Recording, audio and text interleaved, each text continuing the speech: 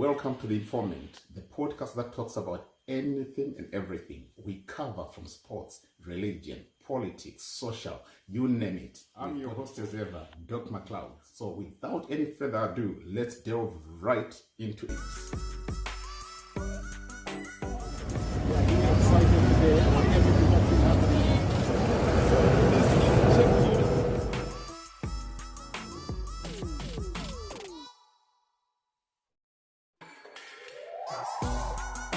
Good day, my good people. I hope I find you well.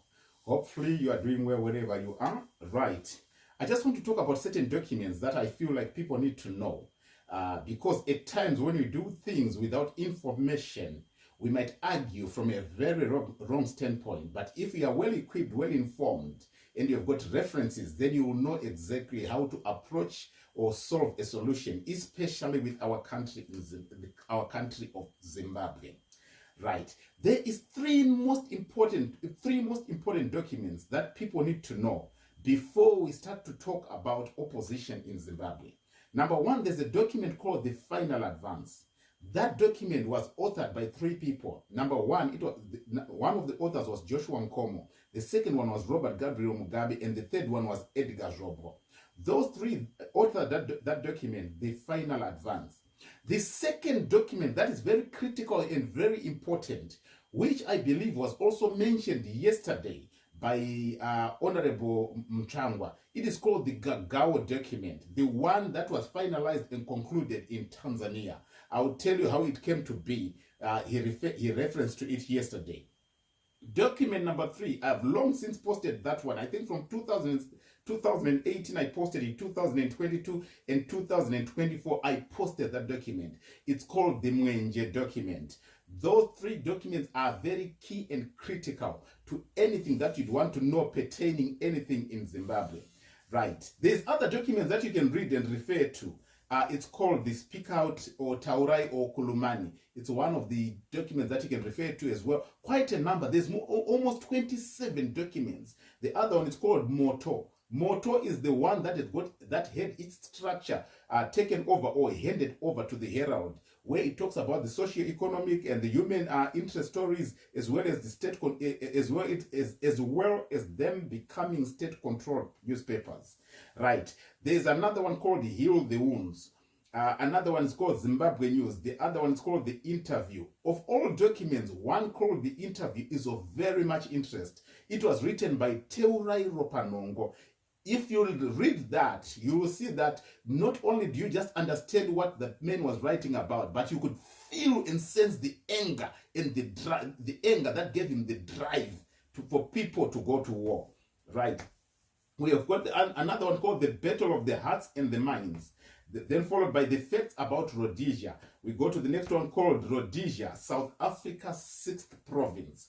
How Zimbabwe came to be and how South Africa became to be called South Africa. Because remember, before then, it was called Azania. Yeah, in case you didn't know, just take note of that.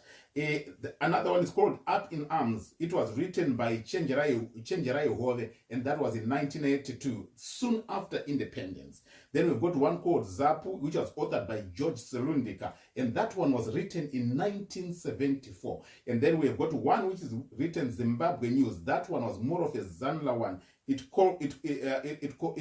comprised of the policies and the obituaries of what was needed for the government of Zimbabwe to stand. You see, I've gone through so many books. Most of these books, you could be asking me, so where do we find them? Most of these books are at Josiah Magama Tongogara, where they call the Chitepo School of Ideology. It's not Magamba. I hear many people say Magamba, Josiah Magamba Tongogara. No, it's Josiah Magama Tongogara, where the Chitepo School of Ideology is. Some documents are on public domain, but there are some documents which are not on public domain. Reason being, there's information that you have to keep private to yourself. When you heard yesterday, Honorable Mchangwa say, if the president doesn't want to go, he knows we can use the Mgagao.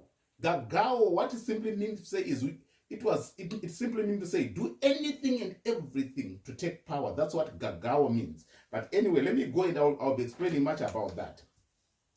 It is referred to and referenced to most of the time by people that went to the Liberation War. the people that we call my war veterans. They said this is the document that changed the dynamics of the politics, because there was a time when Joshua Nkomo, who was hiding the Zipra, was trying to negotiate with the Rhodesian government. At the very same time, ANC had intervened, and they were also negotiating with Ndabaning Setole, who was also from the Mutare region area there. But when Josiah Tongogara was told, by then he was in prison in ANC, but nothing was materializing. Then Josiah Tongogara and Josiah Tungamirai plus Rugare Gumbo and others, they were in Mpima prison in Zambia. So when other soldiers approached them in prison to try find a way forward, it is Josiah Magama Tongogara who is the one that instigated the start of the war from the prisons. He just said, go and do anything and everything to start war. No negotiations. Meaning to say, he was undermining what Joshua Nkomo was doing in negotiations. He was undermining the process that was being taken by Ndabaning Setole with the ANC, while Joshua Nkomo was negotiating with the Rhodesian government. So he said, go. So instead, after being told, they went to Tanzania, where the document was finalized. And then, and it was resolved after the finalization of the document. It was resolved that Ebel Sibanda and Sol Sadza plus Rex Nongo were to go now to proceed to Maputo in Mozambique and tell the comrades that Zanla and Zipra have agreed to join forces and then take it to war. Takawira and Chitepo had just died, and the only senior member who had been left by then was Robert Gabriel Mugabe. And the two army commanders that were very trustworthy at the very same time, at that time, and very, very obedient to Robert Gabriel Mugabe, it was Edgar Tekere and Simon Muzenda. When I speak about these two, straight away, the minute I mention Edgar Tekere, you know definitely at one point he was a chief man in the intelligence office. He is also the one who formed the party which was called ZUM, Zimbabwe Unit Movement. So when we see MDC propping up, it's a baby it's another party that has just come resembling what happened with ZUM to try and fight ZANU. But it is concluded, it was concluded that ZUM at the end of the day was a baby of ZANU.